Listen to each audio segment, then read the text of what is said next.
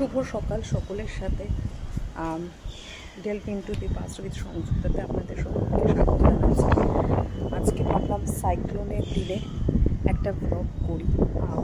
যেহেতু আপনারা সবাই জানেন সাইক্লোন রেমালের প্রজেক্টেড পাথটা ওয়েস্ট বেঙ্গল এবং বাংলাদেশের মধ্যে হলদিবাড়ি হয়ে ঢুকবে সন্ধ্যে 7টায়। ল্যান্ডফলের এক্স্যাক্ট টাইম 7টা থেকে 8টা। আশা করি আপনারা সবাই সাবধানে থাকবেন এবং বলা হচ্ছে সেটা গোসাবা হয়ে সাতক্ষীরা হয়ে বাংলাদেশের দিকে বাঁকবে, কিন্তু তার মেজর ইম্প্যাক্টটা কলকাতা, অ্যাডজয়নিং এরিয়াস যেমন হচ্ছে হাওড়া এবং অন্যান্য জায়গার ওপর পড়বে এবং কালকে মানে হচ্ছে সোমবার গোটা দিন ধরে ভারী বৃষ্টি এবং ঝড়ের সম্ভাবনা। আপাতত এখন সকালবেলা সময় 10:15। আপনারা দেখতে পাচ্ছেন মেঘ, পুঞ্জ পুঞ্জ মেঘ কিন্তু অলরেডি জমতে শুরু করেছে। রোদ আছে কিন্তু ঝড়ের যে হাওয়া, সেই হাওয়া এবং সেটাও কিন্তু ক্রমাগত এখানে দিচ্ছে। আমফান 2020-তে এখানে এসেছিল, যার সর্বোচ্চ গতিবেগ ছিল 260 এবং আমফান কিন্তু ক্যাটাগরি 5-এর সুপার সাইক্লোন হিসেবে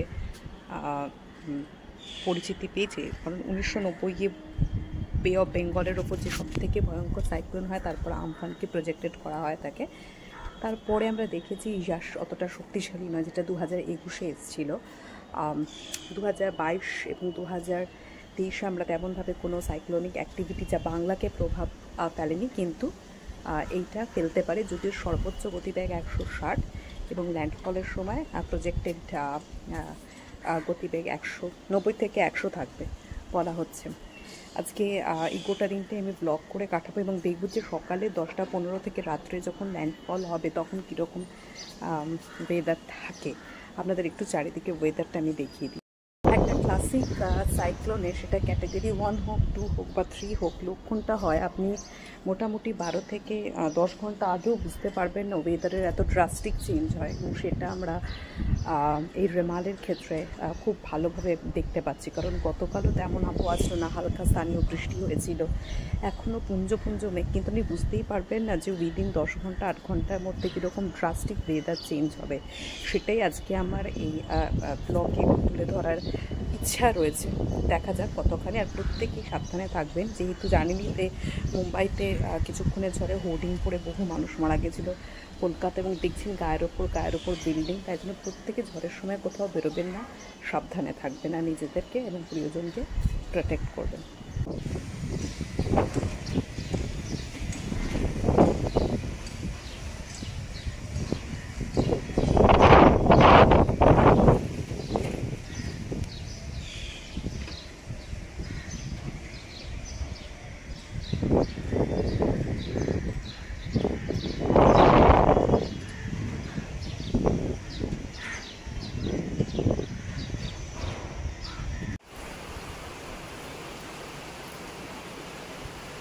আপনারা দেখতে পাচ্ছেন এখন দুপুর ঠিক 1:15। কীরকম ওয়েদার চেঞ্জ হচ্ছে। প্রজেক্টেড টাইম কিন্তু 7টা থেকে 8টার মধ্যে ল্যান্ডফল হওয়ার। তারপর এই ঝড় কলকাতা এবং তার পার্শ্ববর্তী এলাকায় ভোর অবধি চলবে। কালকে হেভি বৃষ্টি, আপনারা শুধু দেখুন। এখন ঠিক 1:15 এবং বাইরের ওয়েদার খুবই খারাপ। খুব সাগরের হলদিবাড়ির কাছাকাছি ল্যান্ডফল এলাকার মধ্যে রেমাল চলে এসছে। সুতরাং আমফানের সময় যেরকম হয়েছিল ঠিক ওয়েদার ঠিক সেই রকম হয়ে গেছে। আপনারা সকলেই বুঝতেই পাচ্ছেন 3টের সময় কেমন হয়, কারণ 4টে থেকে পরবর্তী ভোর 4টে পর্যন্ত এই টাইমটাতেই কিন্তু খুব সাংঘাতিক। আপডেট করতে থাকবো আপনাদের। আমি শুধু এই ব্লগটা আজকে এর জন্যই করছি যে কীভাবে ওয়েদার চেঞ্জ হয় একটা সাইক্লোনের সময়, যে 11 ঘন্টা আগেও স্টিল 3 ঘন্টা আগে আমরা বুঝতে পারছিলাম না। সেটার জন্য সবাই সাবধানে থাকবে।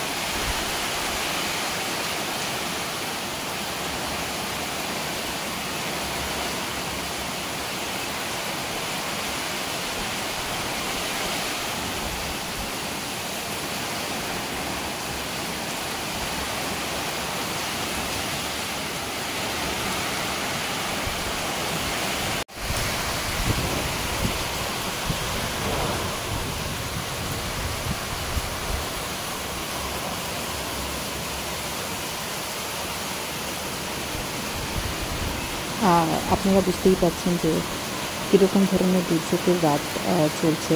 প্রজেক্টেড ল্যান্ডফল রাত্রি 11 থেকে 12টার মধ্যে এবং হাওড়া কলকাতার ওপর দিয়ে 3টে থেকে 4টে ভোরের মধ্যে দিয়ে যাবে। অনেক মন্দির বাড়ি বাকি দিয়ে পড়ে যাওয়ার পর বা সেখানে লাইট নেই এবং সাগরদ্বীপ অঞ্চলের মানুষদের অবস্থা আপনারা ভেবে দেখুন। ঈশ্বরকে শুধু প্রার্থনাই করি এই দুর্যোগের রাত যেন তাড়াতাড়ি কেটে যায়। স্ট্রিট লাইটগুলো নিভিয়ে দেওয়া হয়েছে। প্রত্যেকে সাবধানে থাকবেন এবং ভালো থাকবেন।